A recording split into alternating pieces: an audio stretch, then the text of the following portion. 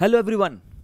Let us begin with the chapter issue of shares का topic that is forfeiture and reissue. क्या होता है forfeiture? Forfeiture का मतलब होता है कि जब कंपनी शेयर्स इशू किए, ठीक है, और शेयर होल्डर अगर कॉल्स इन एरियर कर रहा है तो उनका शेयर्स को क्या कर लेना है, जब्त कर लेना है, फॉरफीट कर लेना है, ठीक है। कॉल्स इन एरियर का मतलब होता है यहाँ पर कि जब कंपनी ने शेयर्स इशू किया और शेयर होल्डर्स ने उनको अप्लाई किया, शेयर्स उनको दे दिया गया, उसके बाद कंपनी जब अलॉटमेंट के लिए कॉल कर रहा है, फर्स्ट कॉल के लिए कॉल कर रहा है, तो वो पैसा नहीं दे रहा है, कॉल्स इन एरर कर रहा है। तो ये क्या है, अभी हम लोग क्या पढ़ रहे हैं, अभी कंपनी क्या कर रहा है, अपना कैपिटल क्रिएट कर रहा है बाय इशूइंग शेयर्स। और इस समय जो भी सिचुएशन हो रहा है, एक शेयर होल्डर और एक कंपनी के पर्सपेक्टिव से बात हो रहा है कि शेयर होल्डर्स को पैसा देना है, वो पैसा इन्वेस्ट कर रहा है और बदले में कंपनी इनको क्या कर रहा है, ऐसा मालिकाना हक दे रहा है बाय इशूइंग शेयर्स, ठीक है। उस समय पे अगर एक शेयर होल्डर पैसा ना दे तो क्या करे कंपनी, सबसे पहले कंपनी उनको क्या करेगा, कॉल्स इन एरर करके रिकॉर्ड कर लेगा। अब एट द एंड में अब कंपनी क्या करेगा, उनका वेट करेगा, वेट तो किया ना, पैसा नहीं दिया तो क्या करना है उसके लिए, उनके लिए क्या करेंगे, उनका शेयर्स को फॉरफीट कर लेंगे, उनका शेयर्स को वापस ले लेंगे, जब्त कर लेंगे, ठीक है। सर समझ में आ गया कि शेयर को जब्त कर लेगा कंपनी। मन में एक सवाल ये भी होना चाहिए कि वो जो एप्लीकेशन के टाइम पे पैसा दिया था तभी तो उनको शेयर अलॉट किया ना, तो वो पैसा क्या करेंगे सर, कंपनी रख लेगा कि उनको वापस कर देगा? अरे कंपनी पैसा बिल्कुल रखेगा, उनका शेयर्स को, उनका जो शेयर्स का जो पैसा है जो एप्लीकेशन का, उनको रिटर्न नहीं करना है। क्यों नहीं रिटर्न करना है? अरे वो डिफॉल्टर है, पैसा नहीं दिया। एक तो कंपनी ने उन पे भरोसा करके उनको शेयर्स दिया, ठीक है, देन आफ्टर जब उनको पैसा देने का टाइम आया तब वो क्या कर रहा है, कॉल सिनेरियर, तो कंपनी उनका पैसा को जब्त कर लेगा। लेट अस बिगन कि इसको कैसे शुरू करना है, कैसे रिकॉर्ड करना है, कब कैसे क्या करना है, हम लोग एक बहुत सुंदर क्वेश्चन से डिस्कशन करेंगे, ठीक है। इसलिए जब ये हम टॉपिक शुरू करेंगे तो पूरा प्रॉपर फॉरफीचर एंड इशू से नहीं शुरू करने वाले, एक पूरा प्रॉपर एक क्वेश्चन से स्टार्ट करेंगे। और जो क्वेश्चन को लेकर आए हैं वो क्वेश्चन बहुत ही इंपॉर्टेंट क्वेश्चन भी है एग्जाम के प्रोस्पेक्टिव से, हमें एक क्वेश्चन को समझना भी है और अच्छे तरीके से उसको सॉल्व भी करना है।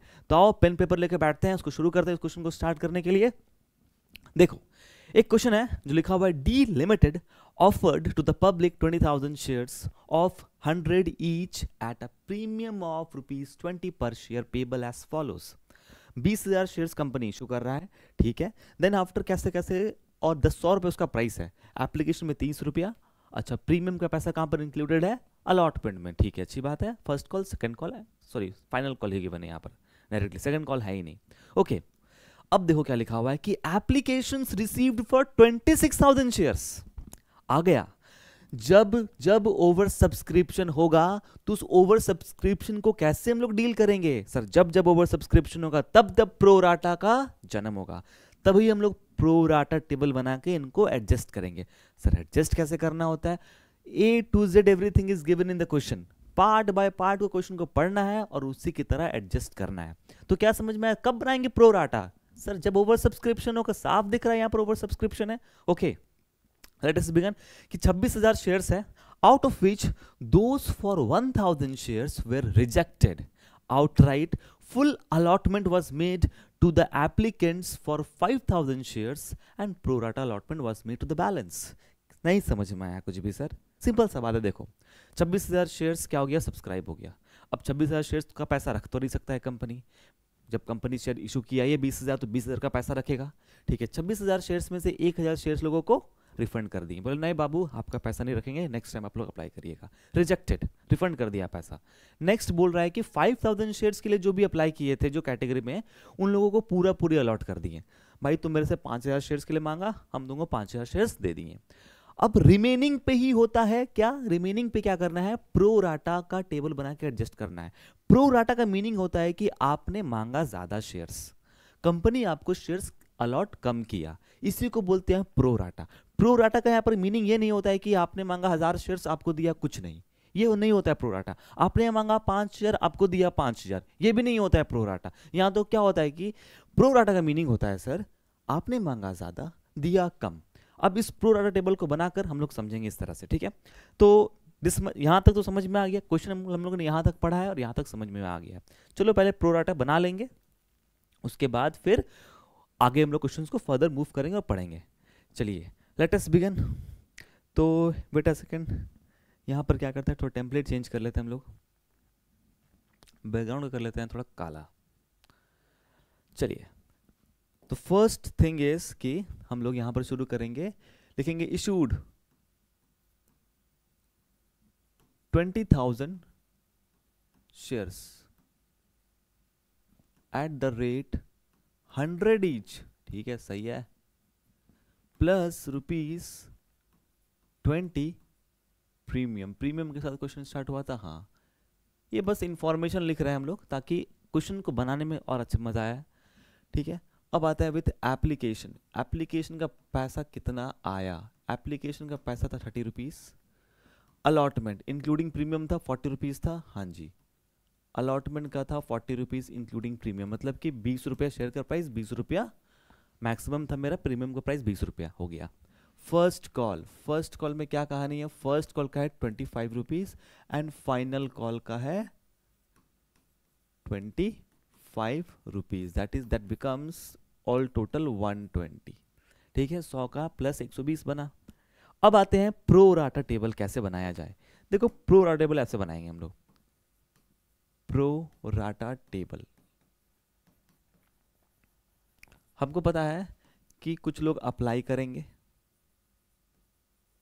उनको अलॉट करना है शेयर, बन गया प्रो राटा टेबल। आइए देखते हैं कैसे बनाते हैं।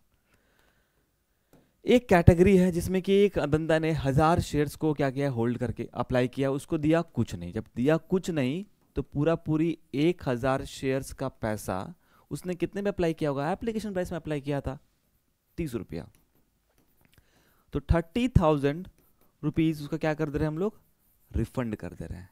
इसको ध्यान रखना, इसको प्रोडक्ट नहीं बोलते हैं। 5000 शेयर्स पे कंपनी क्या कर रहा है, उसको पूरी 5000 शेयर्स दे रहा है, ओहो हो, ठीक है, कोई दिक्कत नहीं है, कोई इसका वर्किंग नहीं है। अब remaining shares, sir remaining shares calculate कैसे करेंगे, अरे रिमेनिंग शेयर्स ऐसे कैलकुलेट होगा, कंपनी दे सकता है 20,000 शेयर्स, ठीक है, कंपनी पे शेयर्स कितना टोटल अप्लाई हुआ था, सर अप्लाई हुआ था 26,000 शेयर्स, कहाँ गया, यहाँ है, 26,000 शेयर्स टोटल अप्लाई हुआ, दे सकते हैं 20,000। ऑलरेडी 2 आइटम का एडजस्टमेंट हो चुका है, 26 में से 6 का यहां पर ट्रीटमेंट हो चुका है, रिमेनिंग कितना बचा, 20,000 शेयर्स, ठीक है। Changing the colour so that you can understand in a much better way. ये 20,000 शेयर्स कैसे आया सर, बैलेंसिंग फिगर से आया, 6 का एडजस्टमेंट हो गया था, 20 बचा। 20 को दे कितना सकते हैं, 5 का तो एडजस्टमेंट हो गया, यहां पर बचा कितना, 15,000। अभी तो बताया था ना कि प्रोडक्ट का मीनिंग क्या होता है कि ज्यादा मांगा दिया कम, यही केस हो रहा है, ठीक है। तो यहां पर 5000 शेयर्स के लिए जो लोग अप्लाई किए थे किस प्राइस पे, 30 रुपीज प्राइस पे, बनता है 1,50,000। ये पैसा को क्या कर दिया कंपनी, होल्ड कर दिया है, ठीक है, बन गया मेरा प्रो राटा टेबल। यही चीज समझना था आप लोगों को, क्लियर बात, यहां तक क्वेश्चन पढ़ा था, यहां तक सॉल्व कर लिया। Now let us begin. देखो क्वेश्चन क्या बोला, आगे पढ़ते हैं। Final call was not made, अरे जियो, यही तो चाहिए, एक हमारा स्टेप कम हो गया, फाइनल कॉल ही नहीं किया, ठीक है, मतलब हमें बस एप्लीकेशन का 2 एंट्री, अलॉटमेंट का 2 एंट्री और फर्स्ट कॉल का 2 एंट्री, ठीक है। आगे बढ़ते हैं, लिखा हुआ है, ओ ये तो नेक्स्ट क्वेश्चन हो गया, वेट अ सेकेंड, हाँ, and a share holder holding, जिसके पास 600 शेयर्स होल्ड करके रखा है, to whom allotment was made on pro rata basis, मतलब ये 600 शेयर्स जो है वो किस कैटेगरी में आ रहा है, क्योंकि यहां पर 3 कैटेगरी है सर। देखो अब 600 शेयर्स किस कैटेगरी में आएगा, जैसे सर देखो यहां पर कि 3 कैटेगरी है, वो 600 शेयर्स फर्स्ट कैटेगरी में है कि 5000 वाले शेयर में है कि ये 20,000 शेयर्स वाले में है। तो बोला गया है कि जिसपे आपने प्रो राटा बनाया उस वाले कैटेगरी में 600 शेयर्स वाले का बात हो रहा है, तो ये आई थिंक दिस वन, ठीक है। इससे क्या क्लियर समझ में आ रहा है, बता रहा है, आगे बताते हैं, अभी हम क्वेश्चन को पढ़ेंगे। मतलब हमको ये पहले क्लियर हो गया कि इस कैटेगरी में आ रहा है, इस कैटेगरी में जो भी आया है मतलब उसने अप्लाई ज्यादा किया था, अलॉट कम हुआ, ठीक है, मतलब उसको अलॉटेड है 6,000 शेयर्स, तो बंदा पक्का है कि वो ज्यादा शेयर्स के लिए अप्लाई किया था, हमें वही पता करना है कि उसने कितना ज्यादा पे अप्लाई किया था, ठीक है, क्यों करेंगे सर? क्योंकि उसका होल्ड मनी कैलकुलेट करेंगे। क्योंकि ये होल्ड मनी जो भी है, ये होल्ड मनी हम लोग कहाँ एडजस्ट करते हैं? अलॉटमेंट में। ठीक है, और अलॉटमेंट में वो क्या किया है देखो तो, अलॉटमेंट में बहुत सुंदर तरीके से उसने कर दिया कॉल्स इन एरियर। ये देखिए, फेल्ड टू पे the allotment and first call money. उसने अलॉटमेंट से कर दिया कॉल्स इन एरियर।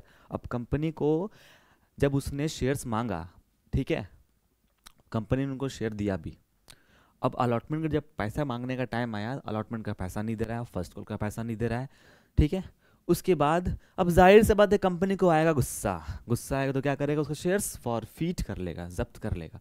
तो फॉरफीचर का स्टार्ट करेंगे हम लोग थोड़ी देर के बाद, पहले यहाँ तक समझ लेते हैं क्या करना होता है। अब देखो उसका होल्ड मनी कैसे एडजस्ट करते हैं हम लोग समझते हैं। First of all let us calculate the hold money. पहले हम लोग देखते हैं कि उसने कितना कॉल्स इन एरर किया है। देखो ये वर्किंग नोट होप से तुम लोग ने कॉपी कर लिया होगा। अब आगे फर्दर बात करते हैं। देखो सर, उसका अलॉटमेंट से उसने कर दिया calls in arrear, allotment money due, जो कि बनता है कितना? 600 शेयर्स अगर उसके पास है। और वो उसने अलॉटमेंट का क्या प्राइस था सर? अलॉटमेंट का प्राइस था 40 रुपीज़। उसका 40 रुपीज़ अलॉटमेंट का प्राइस बनता है, जो कि 6 for 24,000। तो 24,000 का कॉल्स एरियर हो गया? नहीं। अगर आप इस तरीके से कर रहे हो तो ये कब करेंगे हम लोग? जब कंपनी इशू किया 20,000 शेयर्स और अलॉट भी हुआ 20,000 शेयर्स, तब आप नॉर्मली इसी तरीके से आप क्या कर सकते हो? कॉल्स इन एरियर कैलकुलेट कर सकते हो। ठीक है, we are calculating the calls in arrear. हम लोग ये कैलकुलेट कर रहे हैं, पता होना चाहिए टॉपिक। तो अलॉटमेंट में उसका 24,000 उसका बनता है पैसा, ठीक है, लेकिन उसके पास 600 शेयर्स था। उसने अप्लाई कितना किया वो पता नहीं है सर, वो कैलकुलेट कर लेते हैं। बहुत सिंपल मेथड से हम लोग उसको कैलकुलेट करेंगे। उसका अप्लाइड मनी 600 शेयर्स था, नहीं पता कितना पे अप्लाई किया। वो किस कैटेगरी में आ रहा है? वो आ रहा है मेरा इस कैटेगरी में आ रहा है। देखो ना, 20,000 पे 15,000, तो उस कैटेगरी को हम लोग यहाँ पर लिख देंगे इस तरीके से। फिर क्रॉस मल्टीप्लाई करेंगे और x का हम लोग क्या करेंगे? वैल्यू कैलकुलेट करेंगे। तो 600 इंटू 20,000 डिवाइडेड बाई, अब देखो यहाँ पर 6 इंटू 15,000 करेंगे तो आप ऐसे कर सकते हो, ठीक है, 6,000 इंटू 15,000। फिर ये मल्टीप्लीकेशन बन जाएगा डिवीजन। तो डायरेक्टली हम क्या कर दे रहे हैं? एक स्टेप को हटा के डायरेक्टली यहाँ पर 15,000 को यहाँ पर लिख दे रहे हैं, ठीक है। 3 0 गया, 3 0 गया, 5 4 जा 20, सॉरी 5 3 जा 15, इसको क्या हो गया? 15 था, तो 5 3 जा 15, 5 4 जा 20, 3 2 जा 6। इट मीन्स कि इट विल बिकम 800 शेयर्स। लो निकल गया, ठीक है। अब इससे क्या होने वाला है? इससे ये होने वाला है, आओ दिखाते हैं। अब देखिएगा, बंदे ने 800 शेयर्स के लिए उसने क्या किया? अप्लाई किया। उसको मिला 600 शेयर्स। उसका 200 शेयर्स का जो उसका एप्लीकेशन प्राइस है 30 रुपीज, 3 2 जा 6,000 रुपीज कंपनी उसने क्या कर दिया? होल्ड कर दिया। बोले बाबू देखो, तुमने मांगा ज्यादा, हम आपको दे रहे हैं कम, ठीक है, लेकिन आपका जो एक्सेस पैसा जो है वो आपका होल्ड कर लेते हैं, क्योंकि अलॉटमेंट के टाइम पे जब कंपनी आपको कॉल करेगा और आपसे जब पैसा मांगेगा तब आप उतना कम देना। ये बंदा, ये लड़का क्या किया है कि पूरा पैसा ही नहीं दे रहा है, पूरा कॉल्स इन एरर कर दिया। तो अब हम लोग एग्जैक्टली उसका कॉल्स इन एरर कैलकुलेट करते हैं कि उसका एग्जैक्टली कितना कॉल्स इन एरर है। तो अलॉटमेंट पे उसका पैसा बनता है, अलॉटमेंट मनी ड्यू उसका बनता है कितना सर? देखो 600 शेयर्स था, अलॉटमेंट का 40 रुपीज बनता है, जो कि था कितना? 24,000। और 24,000 पे उसका होल्ड मनी कितना था? उसका होल्ड मनी था सर 6,000। इट मींस कि उसका सिर्फ कॉल्स इन एरियर 24,000 नहीं, 18,000 कॉल्स इन एरियर उसका हुआ है। This is the corrected calls in arrear. ठीक है, तो इसी को कैलकुलेट करने के लिए हम लोगों ने ये वर्किंग नोट को बनाया। ठीक है, इसी को देखो यहां पर we started with the calls in arrear topic, और ये रहा देखो, देखिए कैसे हम लोगों ने कैलकुलेट किया। पहले हमको पता चला कि उसका अलॉटमेंट का इतना ड्यू बनता है 24,000 रुपया। अब कंपनी जब उसको कॉल करा, उसने पैसा नहीं दिया, कॉल्स इन एरर हो गया। तो कॉल्स इन एरर उसको 24,000 नहीं हुआ है, क्योंकि हमें पता नहीं है ना कि उसने कितना पे अप्लाई किया था, क्योंकि वो क्लियरली बोल रहा है कि प्रो राटा बेसिस वाला जो कैटेगरी था ना, उसमें से वो बंदा लाई कर रहा है। ठीक है, वो उस कैटेगरी में आ रहा है, तो उस कैटेगरी में तो पर्टिकुलरली 600 शेयर होल्डर का तो हमें पता नहीं है ना सर कि उसने कितना अप्लाई किया था। 20 पे 15 था वो पता था, बट 600 वाले पे नहीं पता था। उसको बनाने के लिए हम आपको ये ट्रिक बताएं कि नहीं पता तो एक्स ले ले, जिस कैटेगरी के बारे में बात कर रहा है उस कैटेगरी को यहाँ पर लिख दो। ठीक है, फिर एक्स का वैल्यू कैलकुलेट कर लो। एक्स का वैल्यू मतलब क्या था, कितना अप्लाइड किया, तो 800 शेयर्स अप्लाई किया, 600 मिला, 200 शेयर्स का पैसा बनता है 6,000 रुपया। 6,000 रुपया होल्ड का हम लोग क्या करेंगे, एडजस्ट करेंगे। मतलब अलॉटमेंट में उसने क्या कॉल सिनेरियो, तो अलॉटमेंट का उसका बनता है पैसा 24,000 रुपया, और 6,000 जो उसका होल्ड मनी, उसको एडजस्ट करने के बाद उसका एक्चुअल कॉल्स इन एरियर है 18,000 रुपीज। ठीक है, डन, वी अंडरस्टूड। अरे बट सर वो फर्स्ट कॉल का भी पैसा नहीं दिया है, तो फर्स्ट कॉल के लिए भी इतना तामझाम करेंगे? डियर सुनो ना, उसका जितना होल्ड मनी था अलॉटमेंट में सारा एडजस्ट हो गया, क्या अभी भी कुछ होल्ड मनी बचा है? नहीं, तो फर्स्ट कॉल में एज इट इज जितना उसका शेयर्स बनता है दैट इज, चलो हम लोग उसका भी देख लेते हैं। ठीक है, फर्स्ट कॉल का सर देखो, फर्स्ट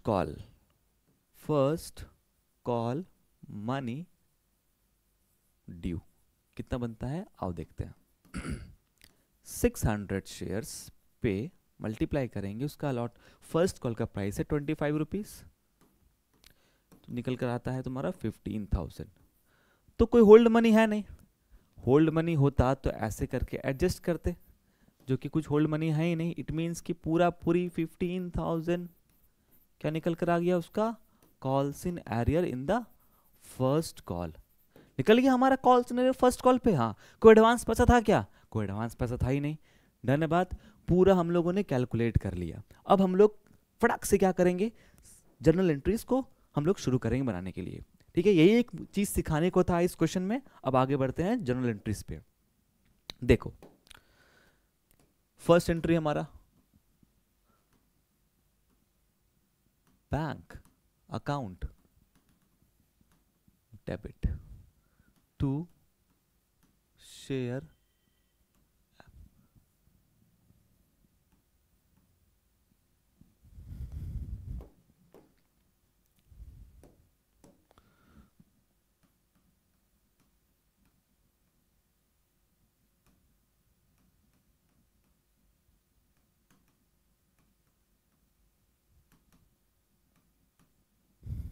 ठीक है सर, उसने 26,000 शेयर्स पे अप्लाई किया 30 रुपीज, जो कि बनता है 7,80,000। ठीक है, उसके बाद उसका जो शेयर एप्लीकेशन का जो प्राइस रहेगा, हम लोग क्या करेंगे, एडजस्ट कर लेंगे।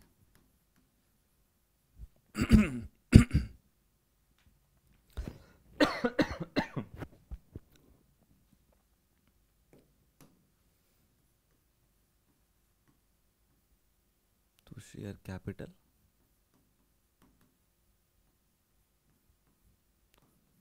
टू कुछ पैसा हम लोग क्या कर रहे हैं, हम लोग उसको एडजस्ट कर रहे हैं अलॉटमेंट में होल्ड मनी, और कुछ पैसा क्या कर दे रहे हैं, उसका रिफंड कर दे रहे हैं। एप्लीकेशन पे पैसा मेरे पास आया 7,80,000।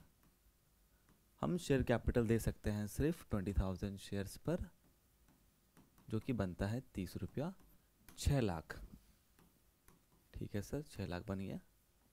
उसके बाद ये दोनों का अमाउंट तो हमारे पास वर्किंग नोट में जाओ, और मेरा सब कुछ कैलकुलेटेड है।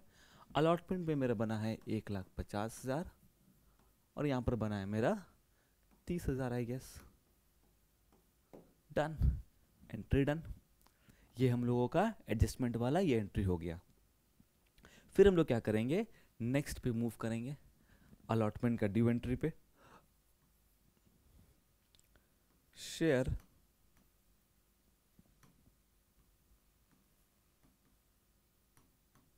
allotment account debit to share capital account to security premium भी है सर क्वेश्चन में, हाँ जी, तब है तो लिख देते हैं, क्योंकि ड्यू एंट्री में तो सिंपल सा बात है, कॉल वाला एंट्री है, इसमें कोई इफेक्ट नहीं होगा। इस पे आएगा, अब हम लोग जो मल्टीप्लाई करेंगे शेयर्स पे वो रहेगा तुम्हारा 20,000 शेयर्स पे ही। अब हमारा तो सब कुछ एडजस्ट हो गया ना, 40 रुपीज़ का प्राइस था, ठीक है सर, जो कि बनेगा 8 लाख। 4 रुपया था, सॉरी 20 रुपये प्रीमियम का प्राइस था और 20 रुपया था शेयर कैपिटल का प्राइस, तो 20,000 शेयर्स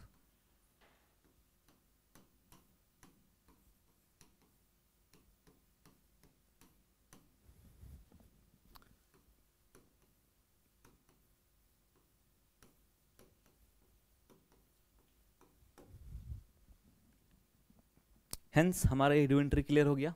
ठीक है, ड्यू एंट्री के टाइम पे आपको नहीं पता चलने वाला है कि कौन आपका पैसा नहीं दिया है अलॉटमेंट में। वो जब पैसा रिसीव करते हैं ना, तब हमें पता चलता है कि कौन पैसा नहीं दिया।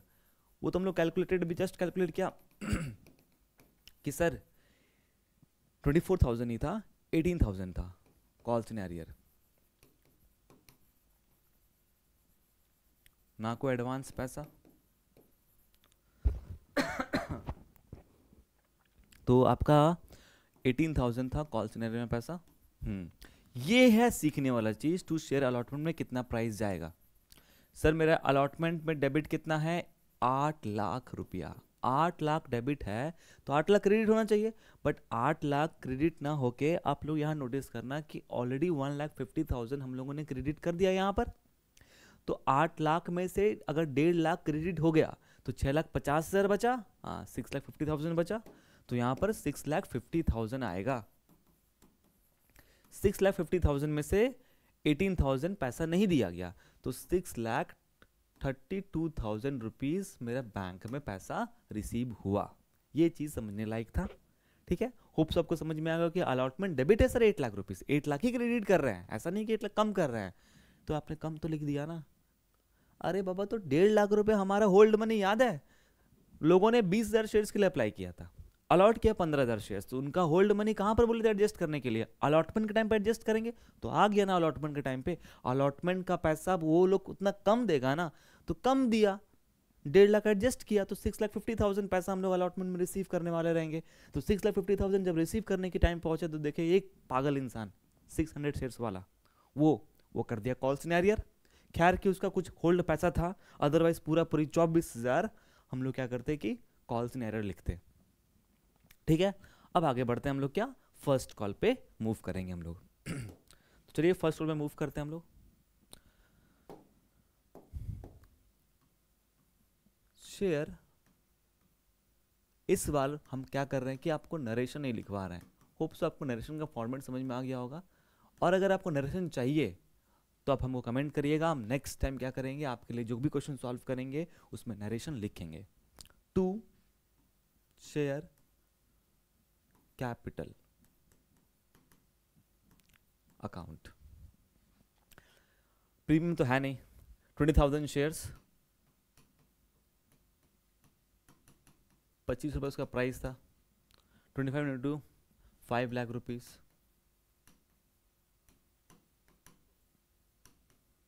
ठीक है सर 5 लाख आ गया। अब हमें पैसा रिसीव करेंगे, तो एंट्री बनेगा bank account debit to share, wait यहाँ पे भी तो क्या है, कॉल्स इन एरियर यहाँ पर भी है। अब जाहिर से बात है, जो इंसान अलॉटमेंट का पैसा नहीं देगा वो क्या घंटा पैसा देगा फर्स्ट कॉल का। फर्स्ट कॉल का पैसा कितना जा रहा है मेरा, यहाँ पर आया था 15,000, we have calculated to share first and final call account. कितना बना इसका? 5 लाख सर। 5 लाख डेबिट था, 5 लाख हम लोगों ने क्रेडिट किया, उसमें से 15,000 पैसा नहीं मिला तो 4,85,000 हमारे बैंक के खाते में पैसा आ गया। डन। फाइनल कॉल का एंट्री तो पास करना है नहीं, तो हम लोगों ने सब का एंट्री पास कर लिया। ये देखो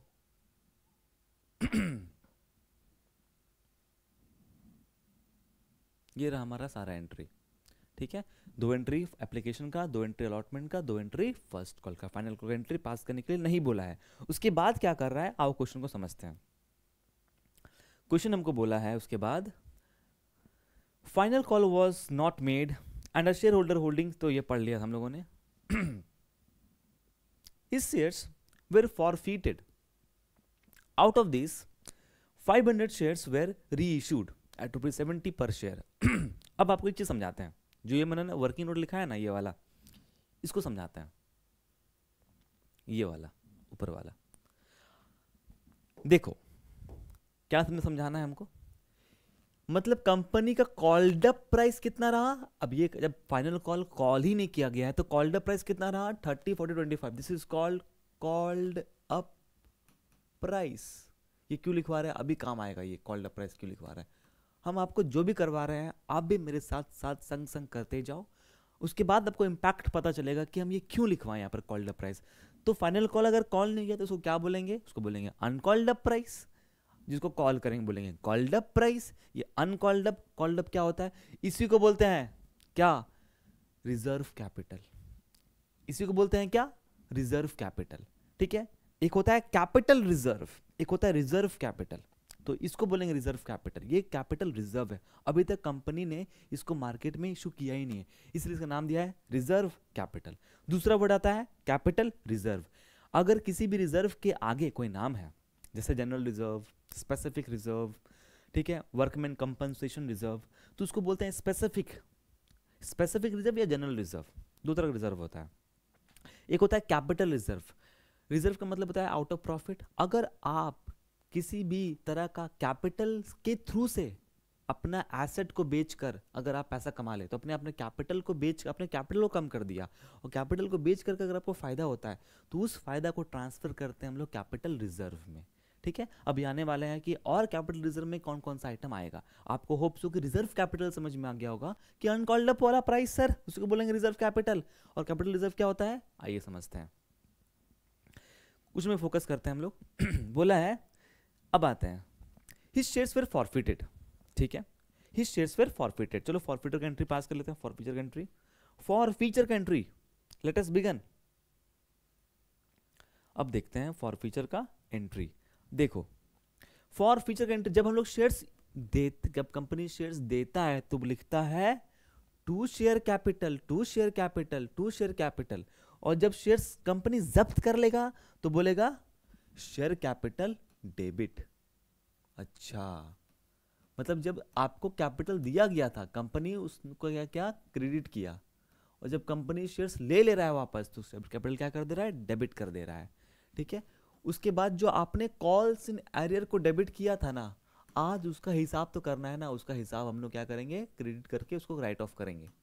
ठीक है, और जो उसने पैसा दे दिया, एप्लीकेशन का पैसा दिया था, वो पैसा ट्रांसफर कर देंगे कहां पर? शेयर फॉर फीचर में। ये है फॉर फीचर का एंट्री। शेयर फॉर फीचर में हम लोग क्या करेंगे? उसको ट्रांसफर कर देंगे। डन है बात, ये रहा उसका एंट्री। अब समझते हैं कैसे कैसे क्या। कंपनी अपने कैपिटल में उतना ही अमाउंट ट्रांसफर करेगा जितना कॉल्ड अप प्राइस था उसका, जितना कॉल्ड अप प्राइस था। अब क्वेश्चन पे पढ़ते हैं, उसका कॉल्ड अप प्राइस कितना रहा? Out of this 500 shares were reissued. Reissue, ये तो ज्ञान दिया हुआ है रीइश्यू का। ठीक है, मतलब हमें कॉल्ड अप प्राइस हमें समझना पड़ेगा कि कंपनी का कॉल्ड अप प्राइस कितना रहा सर। देखो 30, 40, 25, 40 3 70 और 25 95। अब एक चीज हम लोग ये समझेंगे कि सर देखो, क्या ये शेयर होल्डर जो है ये क्या प्रीमियम का पैसा दिया है? अरे अलॉटमेंट से ही तो कॉल सिनेरियर किया और ये प्रीमियम का पैसा नहीं दिया। जब ये अगर कोई भी शेयर होल्डर प्रीमियम का पैसा नहीं दे तो आपको फॉर फीचर के एंट्री में उसको शो करना रहेगा।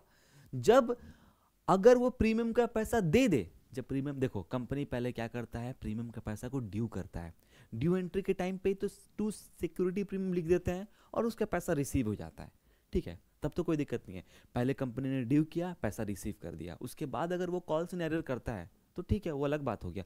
लेकिन कंपनी पहले ड्यू किया, अब जब पैसा रिसीव करने के टाइम पे आया तो कर दिया कॉल्स इन एरर, कंपनी ने पहले ड्यू करके क्रेडिट कर दिया, अब पैसा आया ही नहीं है, तब तो उसको राइट ऑफ करना पड़ेगा ना सर। इसीलिए अभी क्या कर रहा है कि जो बंदा है ना, वो क्या किया है कि अलॉटमेंट से पैसा नहीं दिया, और अलॉटमेंट में क्या था, प्रीमियम था, जो प्रीमियम अगर वो नहीं दिया और उसने कॉल्स एरर कर दिया है और कंपनी फॉरफीट कर रहा है, तो फॉरफीचर के एंट्री के टाइम पे वो प्रीमियम का पैसा में दिखाना पड़ेगा, ठीक है, दिखा देंगे, दिखा दिए इस तरह से।